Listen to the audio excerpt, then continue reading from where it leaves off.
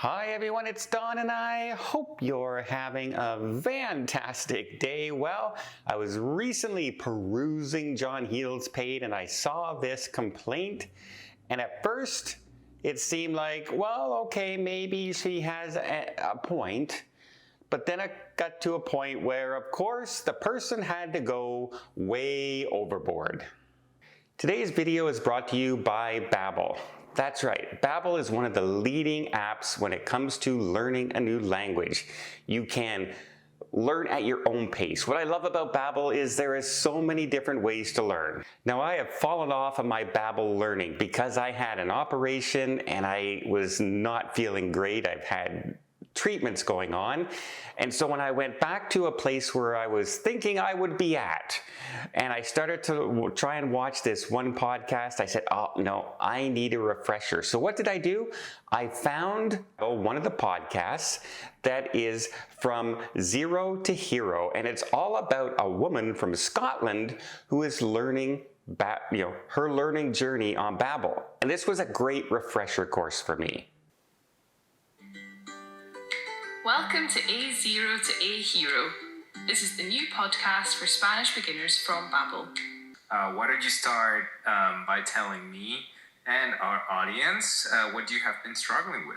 Well, as an English native speaker, the multiple conjugations in Spanish are a bit tricky and a bit of a challenge. To myself properly, I don't think, without sounding silly. Hola, estoy, Katrina? Yes, Spanish can be a little difficult. For instance, buenos dias, buenas tardes, buenas noches. Morning, afternoon, night. And I had no idea there was a difference until I started following Babbel. This podcast has been a great way to refresh myself and catch back up to where I was before. In very little time, by the way. That's the benefit of Babbel. Babbel uses bite-sized information in 10, 15, 20-minute segments. They have a variety of ways to learn. You can learn through podcasts, through story apps, through teaching lessons. You can join communities. There are all kinds of ways to learn, and that's what I really enjoy on Babbel. And right now, if you click my link down below, you can get 60% off your subscription, and you can start learning a new language for your travels. And again, thank you to Babbel for sponsoring this video. So as many of you know, John Heald has a Facebook post. He's the Carnival brand ambassador, and he gets all kinds of questions, all kinds of complaints, and he does his best to try and answer some of the questions that come out. It's a heck of a job. Imagine being the person that is most recognizable with a cruise line, and you have a Facebook page, and the basic premise of the Facebook page is to handle complaints. Not a great situation for him, but he does his best. He does a pretty good job. And here's a one that somebody sent in. And let me read it verbatim as it comes in. It says, so, on our recent Pride cruise from Rome, we had a table of 10. After long days in port, we did not always make it on time for early seating. They had scheduled early seating for their booking, and came into the main dining room at intervals. This really threw our servers off, and therefore our service suffered. One evening, we were all 40 minutes late. That's all, just 40 minutes. The restaurant manager told us, we're only 40 minutes late, right? Only 40 minutes late for an hour-and-a-half dinner service. We're only half the time allotted late.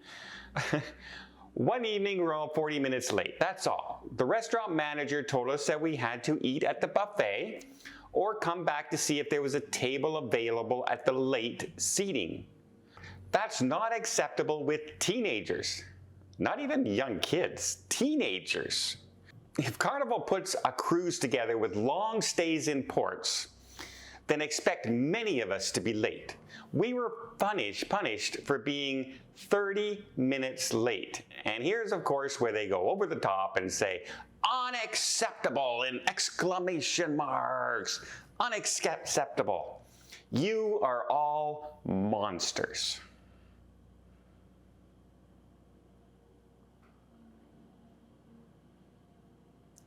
See, you have a point where you can come out and say, by the way, on days when you have the full day in port and we're getting back at like, boarding times like 6:30, and our early seating dining times at 5, we might be a little late getting back. But to come out and call them monsters for not, seating them. Well, let's see what our friend John Heald said. He came back and said, very politically correct, right? I also understand as a parent myself that getting a family ready for dinner on time is not easy, especially after a long day in port. However, the waiter has not just this table to serve, but others. And moving back to serving appetizers while everyone else is about to be served their main course really can cause a dollop of stress for the server. If perhaps they had your time dining or late seating, it might have been manageable. But early seating, nope. I support what the maitre d' did by asking you to use the Lido or come back later for a table. Now, in case you don't know, early dining is the most stressful time for servers. Not only do they have to serve you and everything on time, they then have to get the table set up and cleaned for the next dinner service to come in. And there are many a times I'm scheduled for 5 o'clock dining in the main dining, and I come back at 5:30 off my shore excursion. I'm all sweaty from a hot day out traveling and walking around.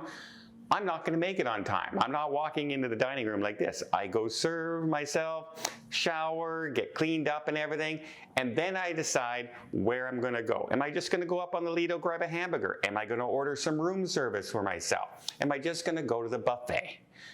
All kinds of options are available out there on cruise ships. And it's not the cruise line's job to schedule dining for each individual person's dining time. Right? They have 2,000 to 5,000 passengers on board, and this was a table of 10.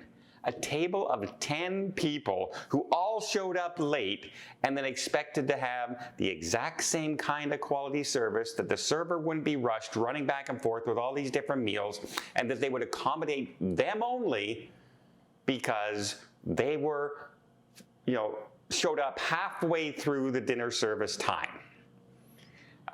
John Heald posted this on the Carnival Facebook page and did a poll. And surprise, surprise, 97% of people agreed with John Heald's point of view, and only 3% said that they should have accommodated the group.